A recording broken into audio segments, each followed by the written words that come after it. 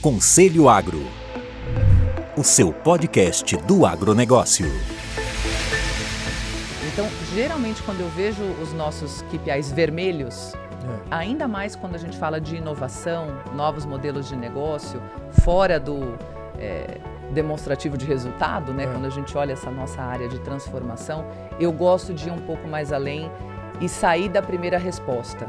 Porque muitas vezes a gente precisa se desafiar como companhia e até reconhecer, falar, isso aqui não vai dar certo mesmo. Então, paramos e vamos investir mais nessa outra avenida. Ou talvez tenha uma coisa que se eu mudar aqui vai fazer uma diferença muito grande.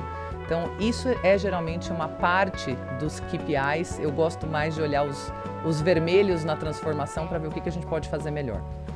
Fala pessoal, tudo bem? Nós da AgroAdvance sabemos que desenvolver habilidades de liderança, gestão e estratégia é fundamental para se destacar nesse setor tão desafiador. É por isso que estamos aqui para apresentar os nossos verdadeiros MBAs Agro. Nos nossos programas, você irá aprender com profissionais renomados, grandes líderes das empresas que estão moldando o futuro da agricultura. Queremos que você aprenda com os melhores para se tornar o melhor. E para que você conheça um pouco do que oferecemos, estamos disponibilizando uma aula gratuita através da nossa Agroteca. Basta escanear o QR Code na tela ou clicar no link disponível na descrição do vídeo. Não perca essa oportunidade de dar um passo à frente na sua carreira no agronegócio. Junte-se a nós e descubra como os nossos MBAs podem impulsionar o seu sucesso. E agora, fiquem com um novo episódio do Conselho Agro, repleto de insights valiosos e informações essenciais para todos os profissionais do campo. Está sensacional.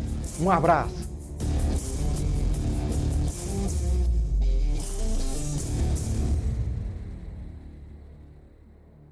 E aqui a gente trouxe uma honra hoje, né? A gente, para mim, uma honra inclusive pessoal, né? De trazer uma grande profissional, né? Que lidera uma das maiores, se não a maior empresa no agro que atua aqui no Brasil hoje, né? E ela é minha colega de turma, né? Então, Malu Naschreiner, que é presidente da Bayer aqui no Brasil, de mudança para a Ásia, vamos falar um pouco disso, né? Malu, ela é engenheira agrônoma, formada pela Exalc, na minha turma, né? E como eu já disse, hoje ela é presidente da Bayer, um pouco da trajetória dela, ela mesma vai dizer. Um prazer, satisfação profissional e pessoal estar aqui com você, né? Prazer é todo meu, Pepônio, Chico, prazer enorme mesmo. Como o Pepônio falou, não só profissional, mas pessoal, poder estar aqui com vocês, conversar, bater esse papo bastante informal, desmistificar um pouco dessa distância que o Fernando falou, mas também pessoal, por estar aqui com os amigos, e o Pepônio é um amigo de mais de 20 anos aí. Não fala muita data, não vamos falar, que senão a gente entrega a idade. E aqui a gente vai falar um pouco da sua trajetória também, né? Porque eu sei que inspira muita gente, então perguntar, né, de quais foram, aproveita, já até emenda a pergunta, e vem com um tom de brincadeira. Além de ter formado comigo, quais foram os outros divisores de água assim, na sua carreira, né? Eu gosto de fazer essa pergunta, porque as pessoas às vezes acham que tem uma bala de prata que você fez, um pulo do gato na carreira da pessoa, né? E imagino que não tenha sido um, mas eu acho que você consegue enumerar alguns passos, algumas decisões que você tomou durante sua carreira que te fez chegar até onde você está hoje. Começando com esse diferencial de ter estudado com você, realmente os demais agora vão ficar um pouco pequenos.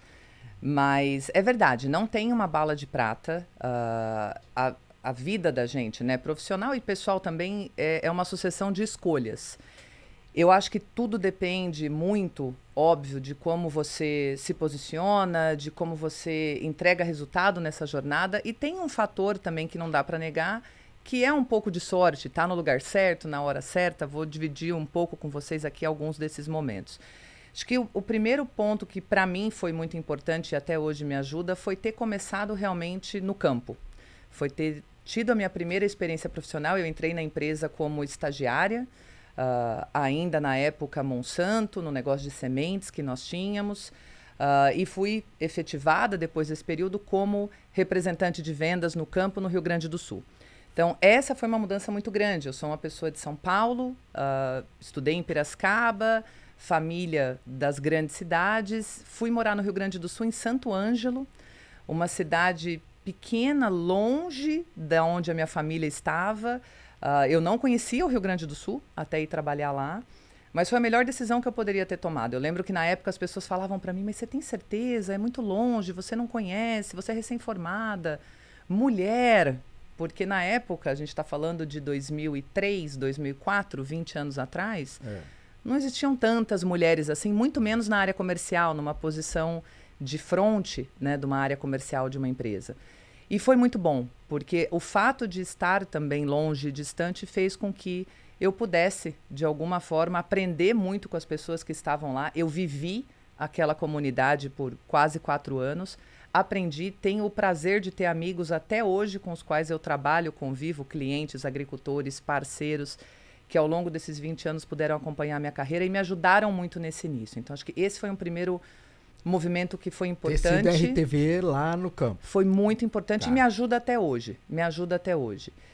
Depois, alguns outros movimentos de carreira foram bacanas também. Eu queria conhecer um pouco como funcionava a máquina dentro de um escritório. Quando você começa no campo, você também quer entender um pouco como que as decisões são tomadas, o que acontece em São Paulo. No caso, o escritório era em São Paulo. Então, tem um pouco daquela...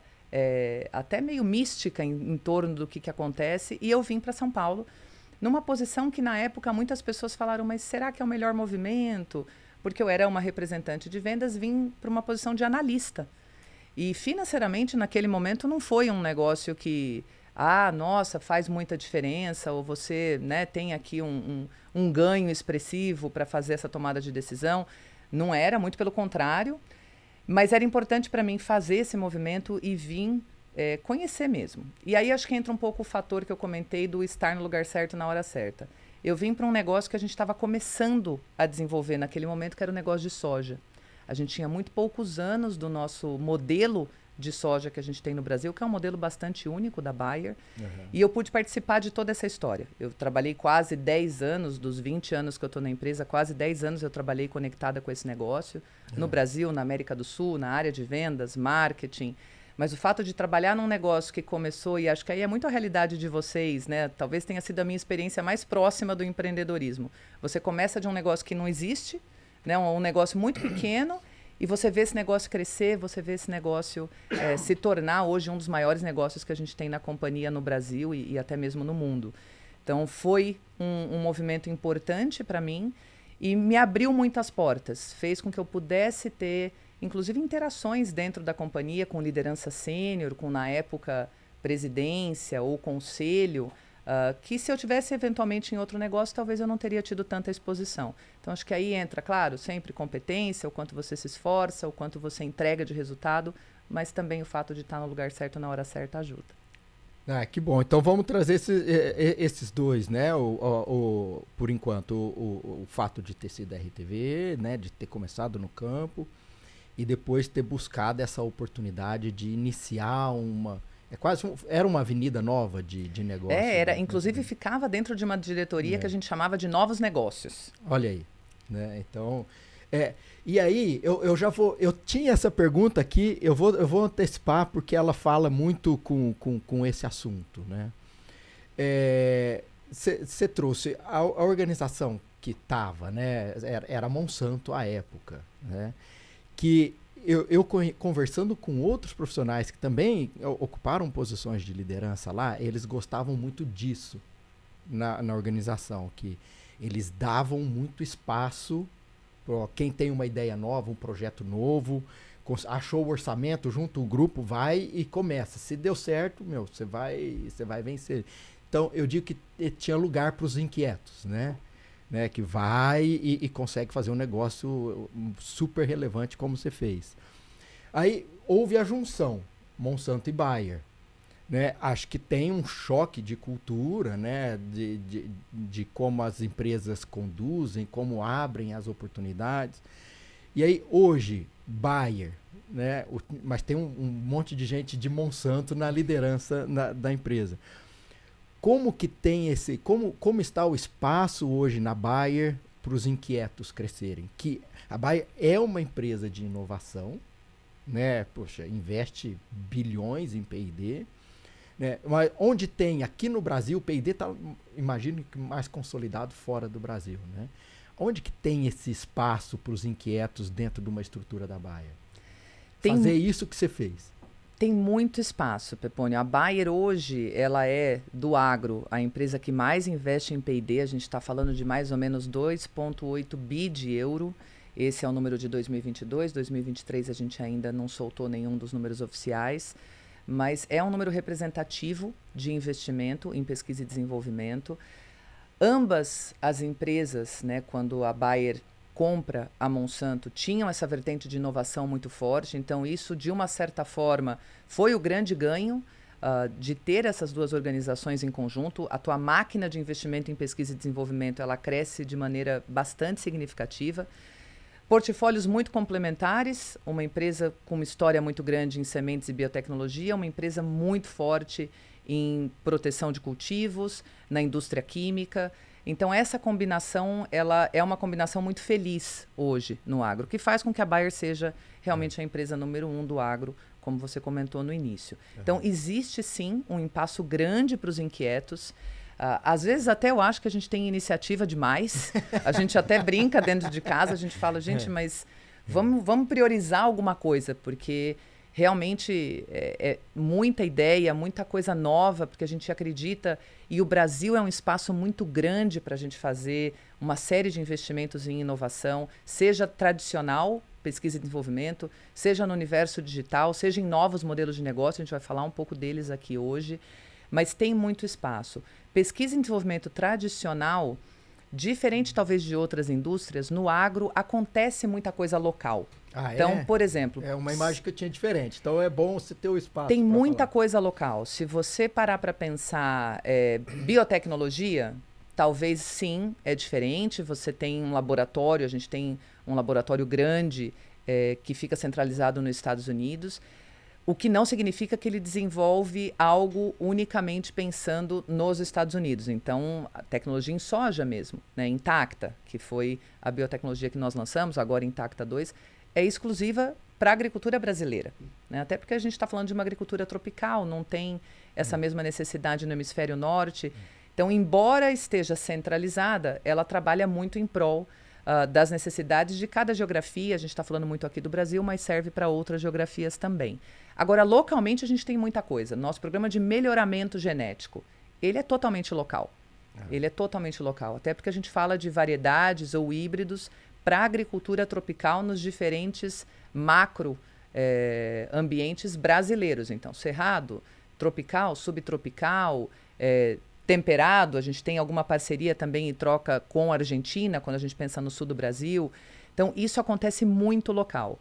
Quando a gente fala de químicos, aí é um pouco mais globalizado, sim. Então, proteção de cultivos é um pouco mais globalizado quando a gente pensa em pesquisa e desenvolvimento de ingrediente ativo, né, que é muito difícil. Nós, inclusive, a gente deve trazer para o mercado o primeiro novo ingrediente ativo depois de décadas, deve vir para o final dessa década no Brasil, um herbicida, que deve ser algo realmente um divisor de águas, quando a gente fala em proteção de cultivos, mas muitas das formulações aí sim são pensadas localmente. Então, a gente tem uma equipe grande de pesquisa e desenvolvimento na América Latina e no Brasil, que trabalham para ou desenvolver localmente desde o início ou adaptar o que é desenvolvido globalmente para a realidade do Brasil. Ô Malu, e quantas novas moléculas, por exemplo, pensando em P&D lá, no Deep Tech mesmo, né? Quantas novas moléculas vocês têm capacidade de criar, desenvolver, né? Mas de criar mesmo a molécula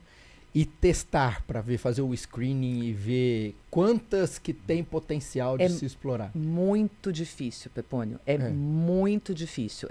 Assim, capacidade a gente tem, o time, não só a Bayer, claro, a Bayer como a empresa que mais investe, sem dúvida nenhuma, tem muita capacidade, mas a indústria como um todo investe, a indústria de inovação, né? No mercado de defensivos, a gente tem vários tipos de jogadores aí.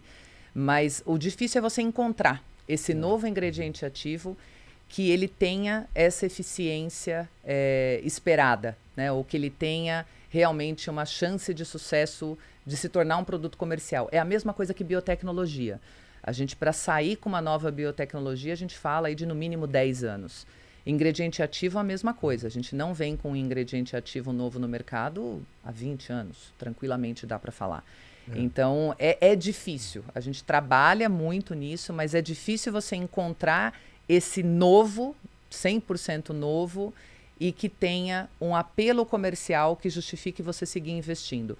Não é só no agro, e aí pegando um pouco o meu chapéu de buyer aqui, conhecendo um pouquinho do negócio farmacêutico, é a mesma dificuldade quando você pensa na indústria farmacêutica. Você sair com um novo medicamento, e se a gente pensar que um produto de proteção de cultivo não deixa de ser um medicamento para a agricultura, dá para fazer uma analogia similar do quanto é complicado e complexo investir em pesquisa e desenvolvimento. Por isso que a gente precisa investir tanto. Vocês já têm, mas conseguimos dar um número para quem vai ouvir? Quantas moléculas são testadas para uma que consegue ser? Olha, eu não vou saber te dar esse número preciso, mas são muitas que são testadas. A gente pode até tentar passar para vocês, até para vocês colocarem depois essa informação de alguma forma. E, Malu, aproveitando essa veia de P&D, novas tecnologias, essa nova onda de inteligência artificial casando com edição genômica, você acha que isso vai derrubar prazo para lançar novas plataformas de biotecnologia e derrubar barreiras de entrada? Chico, é uma expectativa grande. É uma expectativa grande que a gente consiga trabalhar com ferramentas de inteligência artificial, com edição gênica. Edição gênica, sem dúvida, é o grande tema hoje quando a gente fala. A gente tem um trabalho grande nisso. Tem uma questão quando a gente fala de edição gênica que ela não é menor. Sistema regulatório. Porque quando a gente fala de um produto geneticamente modificado, né, seja ele em qualquer cultura, ele tem um processo regulatório já estabelecido, não simples, é complexo.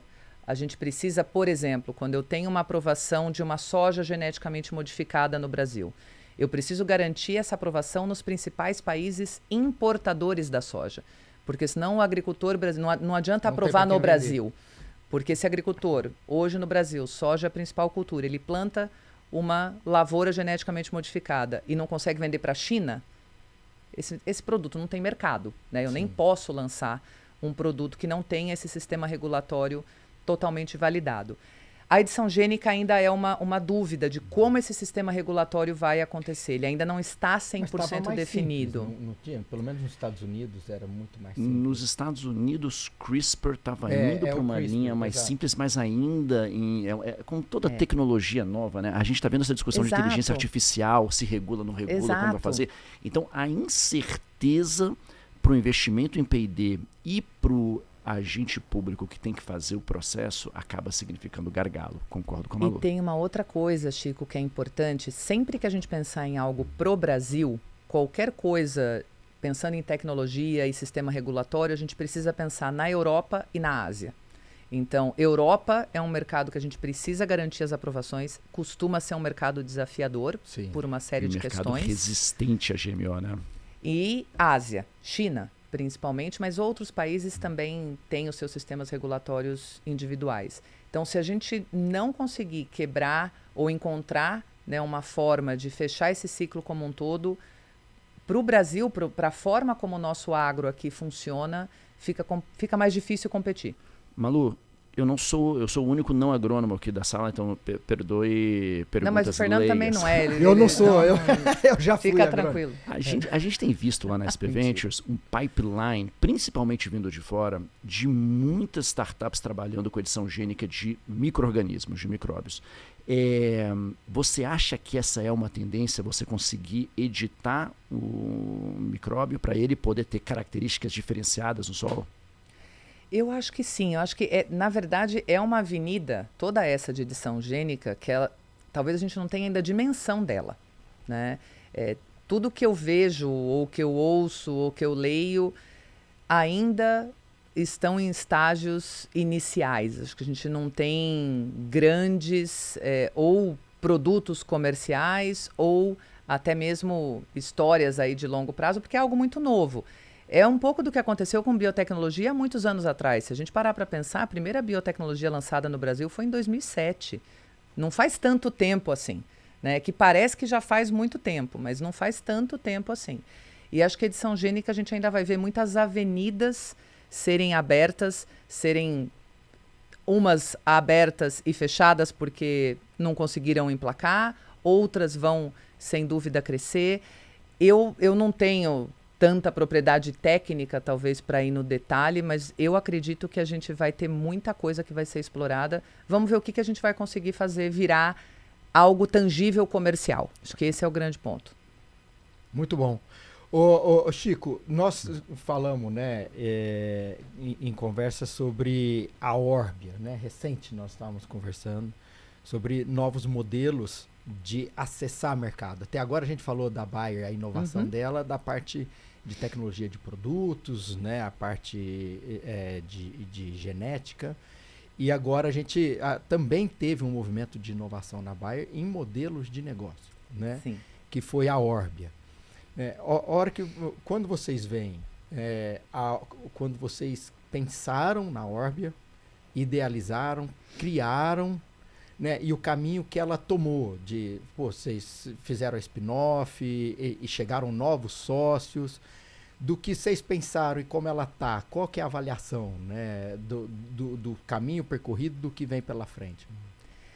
Fernando, uma coisa importante, e acho que é legal até deixar claro para todo mundo, né? A Orbia hoje ela é uma joint venture, como você comentou, então a Bayer é uma das sócias, a gente tem outras empresas, tem a Bravion, que é uma empresa sócia também, o próprio Itaú, Yara, então nós temos mais empresas que entraram nessa plataforma, porque o conceito todo nasceu com um conceito de plataforma. Como é que eu crio um lugar aonde eu posso acessar esse cliente ou esse agricultor cliente pode acessar não só os produtos, mas uma série de outros benefícios, serviços que ele precisa para poder rodar a operação dele, e por isso que trazer outros parceiros que não só a indústria agroquímica faz sentido e é necessário. A gente fala de banco, a gente fala de uma empresa de fertilizantes que não é o ramo que nós operamos, a gente fala de uma startup e quem sabe no futuro, né? A gente não sabe qual que vai ser o caminho ou o número de jogadores que a gente vai ter nessa plataforma. Outro conceito importante, os nossos distribuidores, os nossos parceiros comerciais fazem parte dessa plataforma. Por quê? E aí, respondendo a tua pergunta, a jornada ela é mais difícil do que talvez a gente imaginou no início. A gente sabia que ia ser desafiador. Óbvio, toda vez que você começa algo novo, você não sabe o que vai vir pela frente. Mas todo o universo digital no agro, ele tem se mostrado mais desafiador, e aí acho que não é só para a Bayer, para a indústria e para o mercado em geral, do que talvez a gente pensava há 10 anos atrás, há 5 anos atrás. E alguns fatores para isso, né? Um deles é o próprio comportamento do nosso cliente, o próprio comportamento do agricultor. O agricultor, ele valoriza muito ainda a relação física. Então, você ter uma plataforma 100% digital e falar essa experiência do início ao fim, ela vai ser 100% digital, a gente ainda não está lá.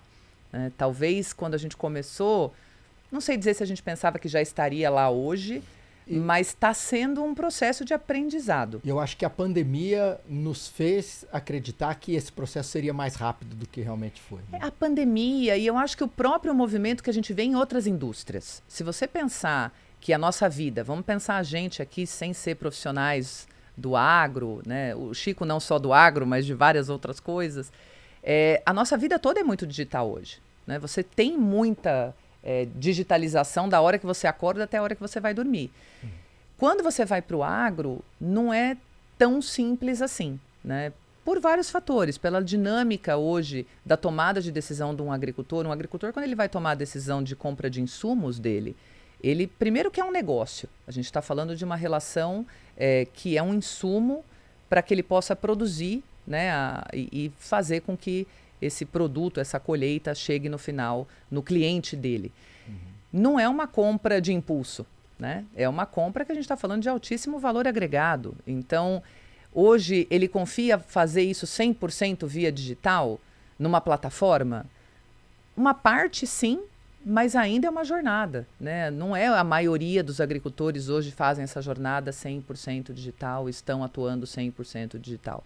Tem uma oportunidade grande da gente caminhar nesse sentido. Precisamos também, isso é uma discussão que a gente tem tido, a gente precisa também falar 100% digital? Não, a gente fala muito do tal do phygital, né? O físico com o digital. Então também a gente tem quebrado algumas barreiras internas para falar até que ponto essa experiência ou essa relação ela agrega valor sendo digital e aonde o físico ainda é importante. E talvez vai ser importante sempre. Né? A agricultura é uma atividade muito interpessoal. Ela depende muito de relacionamento. Então, eu não vejo hoje, aí é uma opinião minha, né, Malu falando, que a gente vai se ver num cenário, pelo menos na próxima década, aonde você não vai ter mais o físico sendo uma parte importante dessa relação entre indústria, mercado, cliente, no agro. E vocês estão de parabéns aí com o modelo da Orbia, porque é estado da arte de inovação aberta, né? Inovação aberta é você conseguir fazer mais pesquisa e inovação do que você consegue dentro de casa. Vocês spin-offaram, trouxeram parceiros novos, colaboraram e saíram na frente nessa cadeia. E pegando esse teu ponto, Chico, não tem, algo que a gente tem discutido muito internamente já há alguns anos. Não tem como a gente entrar em alguns espaços se não for através de inovação aberta. Por quê? Porque recurso é algo finito nas organizações. Então, os 2,8 bi que eu comentei, a gente tem que tomar a decisão de investir entre 5, 6 caminhos, né? Eu não posso simplesmente falar, agora eu vou colocar tudo no digital. Não, eu tenho a inovação clássica. Eu não posso falar, eu vou colocar tudo no desenvolvimento de uma nova molécula. Então, é uma discussão grande. Quando a gente fala com o nosso time de pesquisa e desenvolvimento, a briga por recurso, ela é bastante forte. Então, quando você traz parceiros, quando você abre isso, essa sua cadeia de inovação para o mercado, para parceiros, você ganha muito. Você ganha velocidade, você ganha conhecimento, porque você não tem todo o conhecimento dentro de casa. Um outro exemplo muito bom que nós temos, similar ao Orbia, mais recente, é a própria jornada do Procarbono na Bayer. O Procarbono vem com essa mesma história. É uma parceria com o Embrapa, é uma parceria com uma série de experts técnicos, porque a gente não tem capacidade de fazer isso sozinho como companhia. É uma parceria com o agricultor. Isso no Brasil é um diferencial. Quanto mais você trouxer o agricultor para dentro do jogo da inovação, maior a tua capacidade de escalar. Porque algo crítico quando você fala de digitalização, de novos modelos de negócio, é como é que eu escalo. Porque senão você vive sempre de pequenos projetos, né? Ou pequenos pilotos. Como é que você faz isso virar um negócio escalável? E você fica perto do tomador de decisão final, que é o cliente. Uma coisa que me marcou aqui no testemunho da Malu, que eu vejo muito no Pepônio, é que vocês dois começaram a carreira, e eu tenho certeza que foi um ingrediente de sucesso, na área comercial. Escutando o cliente, entendendo que esse é um jogo que no final do dia venda é fundamental do sucesso da organização, e vocês dois tiveram esse catalisador, né? Eu queria fazer um paralelo disso, de entender um pouco do que passa na cabeça do agricultor, que a gente aprende quando começa a vida como RTV, como vendedor, e linkar com a questão do digital. É muito legal o seu questionamento, Malu. Tipo assim, será que precisamos ter essa obsessão de buscar tanta digitalização? Eu vou trazer isso tentando pensar já e trazendo um pouco de assunto do conselho aqui com um PNL. Né? Você falou, essa briga por alocação, pelo recurso. A gente sabe o peso que é no PNL, né, eu estou tentando achar uma palavra que não seja PNL aqui. No resultado? Na DRE, né, das companhias, o peso que é a linha ali de gente. Eu costumo classificar essas linhas como o esforço de vendas, de marketing e vendas. A gente gasta bastante dinheiro com marketing e vendas, principalmente em empresas que vendem valor. Né? São linhas pesadas, aquela equipe toda no campo, aquela quantidade de eventos e tudo, né? Os protocolos que são feitos, né? E o agricultor, na outra ponta, ele também tem uma série de ineficiências na alocação do capital dele, nas compras dos insumos, na definição, no uso Estou dizendo até de quantidade de insumos que se colocam por áreas, né? Que eu vejo a necessidade da digitalização nesses 2 pontos. Primeiro, a gente ser mais eficiente de forma a economizar essas linhas do meio dentro da indústria, a gente conseguir enxugar esse processo, né, esse esforço de vendas muito caro.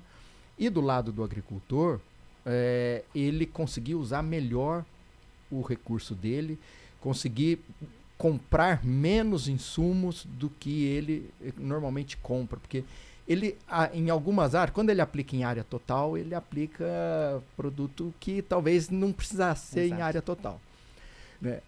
Então, eu acho que a raiz de tudo isso é que eu super inquieto com isso, eu fico indo atrás, né? Passa pelo agricultor estar mais ambientado com dados e com uma agricultura mais precisa, né, e mais digital. Porque se ele tiver, ele que puxa, né, é a demanda que puxa a oferta, não é a gente que vai enfiar isso goela abaixo, né?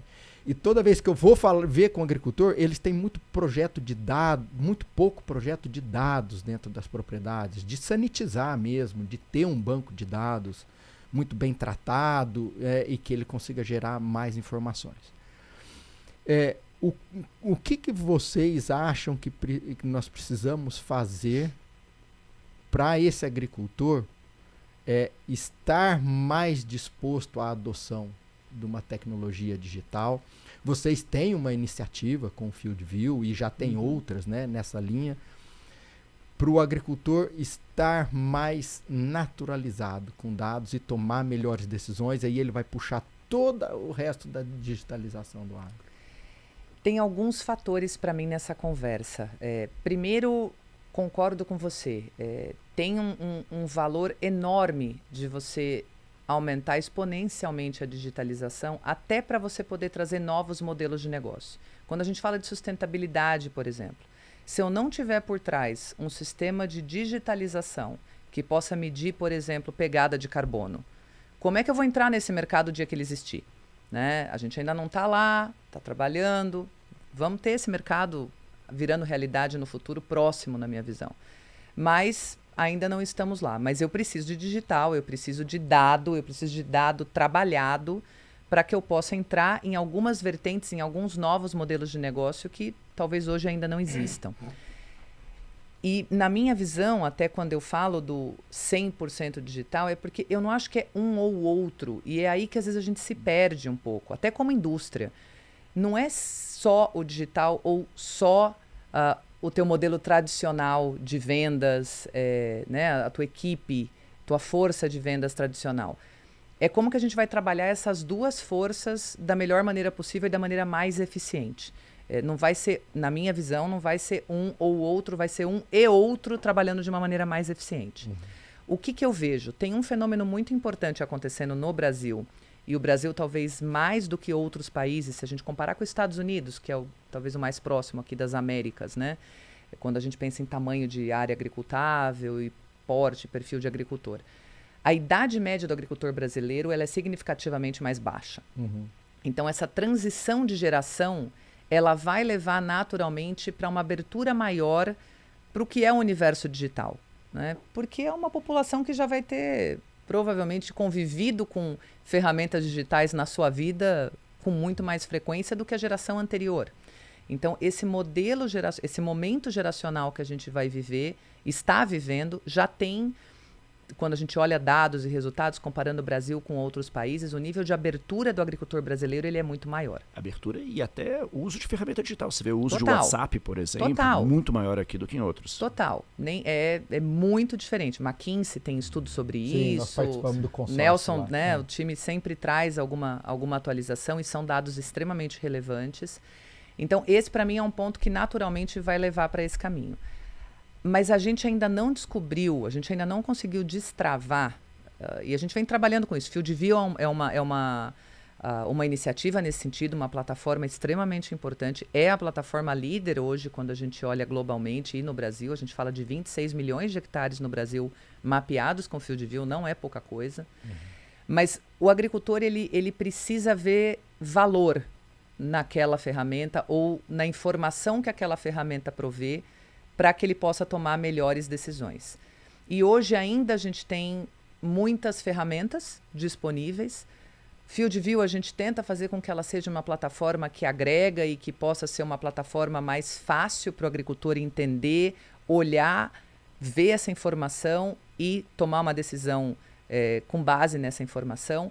Mas ainda tem um trabalho para ser feito. Nós ainda estamos trabalhando muito nisso, mas a indústria como um todo ainda tem um caminho, não só a indústria agroquímica, mas agronegócio como um todo, para que a gente possa realmente ter ferramentas que sejam mais fáceis para o agricultor, mais rápidas. O agricultor ele toma decisões na lavoura durante o ano, centenas delas. Como que a gente faz com que isso seja algo que no dia a dia esteja inserido? A gente tem exemplos de agricultores que trabalham com a gente há muitos anos com FieldView e com novos modelos de negócio que a gente tem derivados do FieldView. E é impressionante. São agricultores que tomam decisão baseada em dados do início ao fim de todo o processo produtivo. Ainda é a menor parte. Sim. Ainda não é a maioria. Então, como é que a gente escala isso, pensando que nem todo mundo tem essa mesma familiaridade com as ferramentas digitais? Para mim é buscar uma forma que ela seja o mais simples possível e que ela seja realmente algo que agregue valor para o cliente. O grande desafio para mim das empresas hoje é pensar o que essa ferramenta agrega para o cliente, não para a empresa. Malu, você tocou num ponto super importante que a gente discute muito no nosso conselho, né? Crescimento orgânico versus inorgânico. A gente vê que as empresas de tecnologia tratam o M&A como uma forma de comprar capability e conseguir ganhar tempo para poder antecipar lançamentos. Vocês foram espetaculares na compra da Climate Corp, que virou FieldView, e saíram na frente, eu concordo, hoje é provavelmente a ferramenta mais bem sucedida digital do agro. Mas isso cria um desafio cultural, né? Você tem uma empresa com uma cultura digital e uma empresa com cultura de biotecnologia e química. Como fazer essas culturas funcionarem?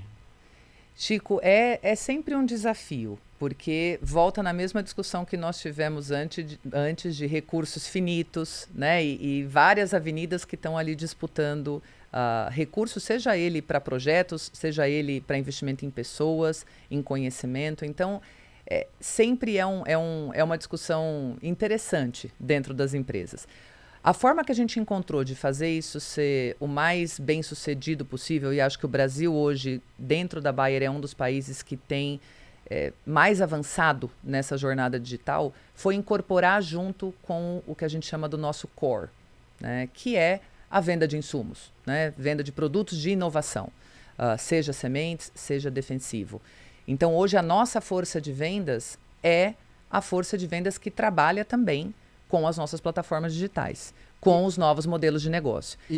A gente teve por um tempo separado, né, que foi bom, acho que é válido, porque você tem muita coisa que você precisa manter, então fazer e manter uma certa autonomia para não perder velocidade, para não perder uma série de coisas quando você fala de uma empresa com 100 mil colaboradores, que é o caso da Bayer, faz uma diferença. Mas a hora que isso vira realidade, a gente precisa incorporar muito rápido, porque senão fica sempre algo separado, né? E aí você não consegue conectar e falar, mas como é que eu caso isso com esse outro negócio que eu tenho aqui, até para chegar para o agricultor com algo que seja completo, né? Esse talvez é um grande diferencial nosso. Eu posso chegar não só com uma ferramenta digital, eu posso chegar com uma proposta de solução que vai além do digital. E Malu, como que vocês, no momento em que vocês integram, né, aparece na cabeça do agricultor, de maneira geral, né, um receio por parte dele de conflito, estar conflitado, né? Ele tem uma ferramenta em que a ferramenta vai receber os dados desse agricultor, ele busca com isso, principalmente otimizar o uso de recursos e de insumos, e de certa forma a ferramenta vai fazer com que ele precise comprar menos insumos da indústria, né? Como que a indústria lida com esse potencial sentimento de conflito por parte do cliente? Acho que primeiro, endereçando esse teu ponto no fim do dia, a gente está falando de um uso mais racional de insumos, sejam eles quais forem. Esse gênio já saiu da garrafa. né? Então, a indústria, ou ela aceita... Eu adoro essa expressão. Ou ela aceita e ela entra nesse processo, ou alguém vai fazer, né? Porque não tem. A agricultura digital é uma realidade. Fazer tratamento com taxa variada hoje já é uma realidade. Vai ser uma realidade cada vez maior. A gente fala de meio ambiente, a gente fala de agricultura regenerativa. Então, ou a indústria ou as empresas entram nessa jornada, se posicionam e ajudam o agricultor nessa jornada e encontram ali uma oportunidade de negócio para elas também, ou elas vão ficar fora, porque não tem volta, né? Não tem como sair disso. É o gênio que saiu da garrafa. Agora perdi. O que era a pergunta? Mas só não, era a situação do conflito. Do conflito. E vale enfatizar uma coisa tão importante que a Malu acabou de falar, tá? A gente está acostumado a ver nos conselhos a quantidade de situações onde o gênio saiu da garrafa, saiu da lâmpada. E a alta liderança da companhia não tem esse pragmatismo que a Malu acabou de reconhecer. E tenta ficar voltando o gênio para a garrafa. E é o maior risco de destruição criativa que as companhias passam, né? E a Malu conseguiu reconhecer aqui muito bem de que isso aconteceu. A gente tem que se adaptar, senão a gente vai virar um dinossauro. E já executando. E eu acho que isso é uma coisa que marca a Bayer como sendo uma empresa que está se adaptando tão bem a esses novos tempos, né? Mas vamos voltar no assunto do conflito. Porque é um super gargalo para o agricultor adotar, sabe, Malu? E 2 pontos para mim na questão do conflito em relação aos dados. Primeiro, uma coisa que é muito séria no Brasil, e as empresas de maneira geral, a Bayer, posso afirmar, mas acredito que todas, pelo que eu conheço das empresas no mercado, seguem, que é a LGPD. Sim. Então, isso é muito sério. E a gente tem isso muito claro com os nossos clientes, com as pessoas que participam com a gente, seja como clientes do FieldView, sejam como parceiros em novos modelos de negócio, Carbono, Bayer Valora, vários novos modelos de negócios que a gente vem estudando. E a gente dá essa segurança muito grande. Como eles já estão na plataforma há algum tempo, eles já viram que está tudo bem, né? Que não existe nenhum uso indevido dessa informação. Mas voltando e pegando esse ponto, que eu acho que esse é um ponto, né? Existe uma lei hoje que protege o cliente, protege o agricultor, protege todos nós como cidadãos, na verdade, em relação a isso. Mas tem uma outra questão que a gente tocou um pouco no início, na pergunta anterior, do papel da nossa força de vendas e tudo mais. Hoje, na Bayer, a gente tem muito claro na nossa estratégia de acesso ao mercado que o foco é o agricultor. Então, a nossa estratégia de acesso é o agricultor. Os nossos parceiros comerciais vão nos ajudar a levar valor para o nosso cliente lá na ponta. Por quê? Porque eu sou uma empresa de inovação. Eu não posso deixar essa criação de valor e essa demonstração de valor na mão de um terceiro. Isso é responsabilidade minha. Sim. A partir do momento que eu crio um valor e a partir do momento que eu cobro por esse valor, porque existe, obviamente, um valor que a empresa precisa receber de volta desse investimento, é meu papel levar para o agricultor e falar, está aqui o valor criado e eu preciso demonstrar ele para você. Dito isso, a gente tem mais ou menos hoje 20 a 25 mil agricultores, o número está sendo fechado, que a gente tem uma relação direta à Bayer. Não significa que a gente vende direto para eles, porque muitas vezes os nossos parceiros estão até melhor equipados para fazer essa negociação. E quem define quem vai comprar de quem é o agricultor. Sim. Ele define de quem ele vai comprar, não é a Bayer. Então, essa relação ela é muito bem estabelecida e a gente vem trabalhando nessa jornada há anos. Muito ainda para trabalhar, reconhecemos, mas a gente tem isso muito claro como uma estratégia. E por que eu estou dizendo isso? Porque essa proximidade gera confiança. Então, quando a gente fala de conflito, quando a gente fala de receio que o próprio agricultor pode ter, ou de compartilhar dado, ou de adotar uma nova tecnologia, essa relação e essa proximidade, ela é muito importante e para nós tem sido um divisor de águas. Muito bom. Super respondida a pergunta. Né? Eu acho que a gente aqui, eu gosto de entrar num assunto de gestão.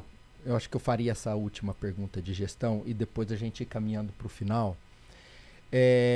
Malu, nas suas reuniões, né, nos seus reports, nos seus BIs que você recebe, quais são alguns KPIs não óbvios que você gosta de olhar para te dizer, indicar alguma coisa dos negócios, assim? Fernando, eu vou um pouquinho além, porque não é exatamente um KPI, talvez não óbvio, mas eu costumo ir um pouco mais a fundo quando eu vejo alguns KPIs. Acho que é a melhor forma de eu responder a tua mensagem, a tua pergunta. Por quê? E aí volta um pouco no assunto que a gente vem discutindo de novos modelos de negócio, projetos, pilotos. Eu gosto muito de entender por que não está dando certo. Então, quando eu vejo uma falha, né, ou falhamos, erramos, não deu, eu gosto de entender o que aconteceu. Por quê? Porque, às vezes, a resposta óbvia é a equipe comercial não comprou. A equipe comercial, já ouvi várias vezes isso. E como eu comecei na área comercial, né? Você também. Eu sempre fico pensando, eu falo, mas se tem valor, por que a equipe não comprou? Porque se tem valor, eu quero levar esse valor para o meu cliente. Então, será que a gente está realmente conseguindo gerar ou demonstrar esse valor? Então, geralmente, quando eu vejo os nossos KPIs vermelhos, ainda mais quando a gente fala de inovação, novos modelos de negócio, fora do demonstrativo de resultado, né? Quando a gente olha essa nossa área de transformação, eu gosto de ir um pouco mais além e sair da primeira resposta. Porque muitas vezes a gente precisa se desafiar como companhia e até reconhecer, falar, isso aqui não vai dar certo mesmo. Então, paramos e vamos investir mais nessa outra avenida. Ou talvez tenha uma coisa que se eu mudar aqui vai fazer uma diferença muito grande. Então, isso é geralmente uma parte dos KPIs. Eu gosto mais de olhar os vermelhos na transformação para ver o que a gente pode fazer melhor. Malu, eu ouvi em outro podcast que você pratica meditação. Eu também, foi transformadora a minha produtividade, gestão de ansiedade. Conta pra gente quando que você implementou isso, qual prática que você usa. Chico, eu comecei talvez a gente eu já me perdi na pandemia, né? Porque a gente passou a pandemia, foi a gente 20, se perde um pouco nos anos. Um pouco antes, então há uns 5 anos eu comecei. Preciso confessar que está mais difícil. Eu não comentei aqui, né? Mas eu tenho um casalzinho de gêmeos, o João e a Lina, eles têm 1 ano e 3 meses. Parabéns. Então, preciso confessar que no último 1 ano e 3 meses não tem sido tão fácil seguir essa rotina. Não tem nada de muito especial. Eu, inclusive, uso um aplicativo, uso o Headspace, que eu gosto também. Muito. Porque eu acho que, às vezes, quando você precisa daquela parada rápida, ele é uma ferramenta muito prática. Dica boa para vocês que estão ouvindo aí. Headspace, não tenho nenhuma participação com eles, pessoal. É só realmente uma dica aqui de usuário. Mas eu gosto muito, e uma coisa que me ajudou, Chico, reuniões, né? Todos nós aqui, muitas vezes a gente sabe que vai entrar numa reunião mais desafiadora, né? Ou porque tem uma decisão mais difícil, ou porque a gente sabe que tem um conflito para ser gerenciado. Geralmente eu tenho a prática de, antes, parar um pouco, respirar, nem que seja só respirar, né? Não precisa fazer o processo de meditação, talvez, mais formal.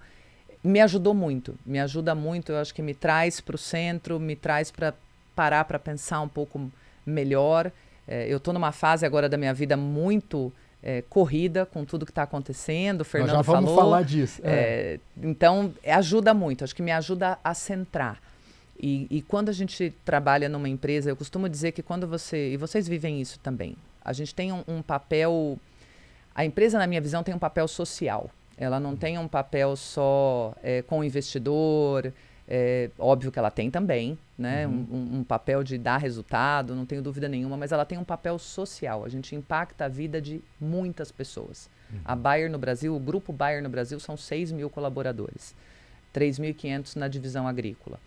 Então, eu sempre paro para pensar, e tem me ajudado quando a gente passa por situações difíceis, né, ou decisões difíceis. Eu sempre paro para pensar nisso, no papel social da empresa e como que eu posso fazer com que a vida dessas 6.000 pessoas que resolveram dedicar parte da vida delas para a Bayer vale a pena, né, com que elas possam terminar uma sexta-feira e falar que bacana que é trabalhar nessa empresa e voltem na segunda-feira motivadas. Então, muitas vezes a meditação, ou parar um pouco, refletir, para que a gente possa estar inteiro em algumas decisões, para que a gente possa estar inteiro em algumas conversas, para mim, me ajudou muito. Muito bom, Malu. Você falou agora da tua momento turbulento aí de mudanças, correria, né? Eu acho que muitos aqui já sabem, foi super noticiado, né? Mas a Malu está indo assumir a Bayer na Ásia, morar em Singapura. Conta um pouco a origem desse movimento, Malu, e quais são suas expectativas? Ai, pois é. É um movimento que ele traz uma série de sentimentos, né? Ter a posição que eu tenho hoje no Brasil, Fernando, é uma posição dos sonhos para mim, né? Acho que você ser o líder da operação do país, que é o seu país, é muito bacana. E eu trabalhei no Brasil a vida inteira. São 20 anos trabalhando no Brasil, com pessoas que eu respeito, admiro, tenho um carinho gigantesco, amigos que eu fiz ao longo desses 20 anos, sejam eles colegas da Bayer, sejam clientes, agricultores, parceiros. Então é um grupo que eu me sinto muito em casa, o que faz com que a mudança não seja fácil, né? Por esse lado. Essa é a parte do sentimento que às vezes conflita. Mas até por ter trabalhado unicamente no Brasil e na América Latina, as posições anteriores que eu tive com responsabilidade pela América do Sul ou pela América Latina, eu ficava baseada no Brasil, pelo tamanho da operação do Brasil. Chega um momento da carreira, eu ainda tenho muito tempo, né, pela frente, eu ainda espero trabalhar muitos anos, que você fala, eu preciso conhecer algo diferente, né, eu preciso conhecer algo novo. Confesso para vocês que não era o plano, ou pelo menos não estava passando pela minha cabeça algo tão novo e tão diferente e tão longe, porque tem aí uma questão, sem dúvida, de distância, de família, de amigos. A gente fala de um lugar que é fantástico. Eu estou com muita expectativa de aprender muito lá, mas óbvio que tem essa distância que a gente vai aprender a gerenciar com o tempo. Então é parte de um plano de realmente aprender mais. Eu gosto muito de aprender, aproveitando que eu estou aqui falando com especialistas hoje de educação. Eu gosto muito e eu acho que vai ser uma oportunidade para mim, para o meu marido. Meu marido também trabalha, também vai seguir a carreira dele lá. Vai ser uma oportunidade muito única para nós, para nossa família, pessoalmente falando, e profissionalmente também. Um ambiente completamente diferente do que é Brasil, América Latina, para a agricultura. A gente fala de um perfil de agricultor completamente distante do que é o nosso. A gente fala de uma região, a Ásia, eu estou falando do Japão, estou falando da China, da Índia, do Vietnã, países e realidades culturais de negócio extremamente diferentes. Então vai ser um aprendizado muito grande nesse sentido. Então a gente está indo com o coração aberto, com muita vontade de aprender. É um time muito bacana que a gente tem na Ásia. Não tenho dúvida que vai ser muito bacana, que eu vou ser muito feliz, minha família, todo mundo. Mas não deixa de ser um sentimento também de saudade do time aqui, de tudo que a gente construiu por aqui. Muito feliz de poder passar esse bastão para o Márcio Santos. Muito feliz. O Márcio é um profissional que eu respeito absurdamente, um dos melhores profissionais que eu acredito que o agro brasileiro tem. Trabalho com ele há muitos anos, então deixar esse bastão com ele deixa o meu coração mais calmo. Nós falamos anteriormente, vocês estavam sempre muito próximos, né, o tempo todo. Então, a transição aqui deve ser mais simples do que a lá da Ásia, né? Sem dúvida, não, sem dúvida. Legal. E Malu, sobre, como você disse, né, nós somos uma empresa de educação, né, a pergunta que eu queria te fazer e linka lá com a primeira que eu te fiz, né, a pergunta. Sobre as formações, todo mundo que cresce bastante na carreira, ela não para de estudar nunca, né? Você pode ver, está sempre fazendo alguma coisa. Quais foram as formações em diferentes etapas da sua carreira que foram marcantes e que fizeram diferença e que você recomendaria para um jovem profissional? Além de estudar com você, né? Essa a gente já passou. Tá feito, Jabá. Essa a gente já passou. Mas são duas vertentes que eu vejo muito importante. Eu falo muito disso com o nosso time lá. Primeiro, eu tive algumas formações, vamos chamar de formais, né? Ou de base, além da faculdade.